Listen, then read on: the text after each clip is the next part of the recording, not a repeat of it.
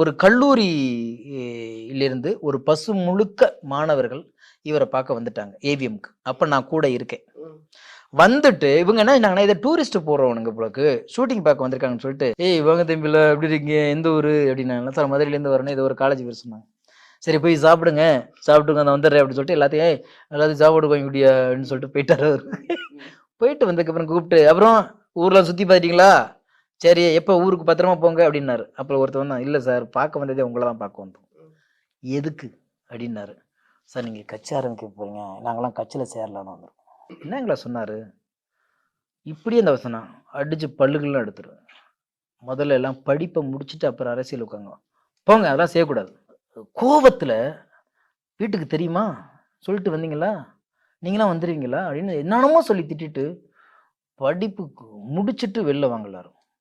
போங்க அதெல்லாம் வேண்டாம். இப்படி ஒரு மனிதரை நீங்கள் பார்த்துருக்கீங்களா?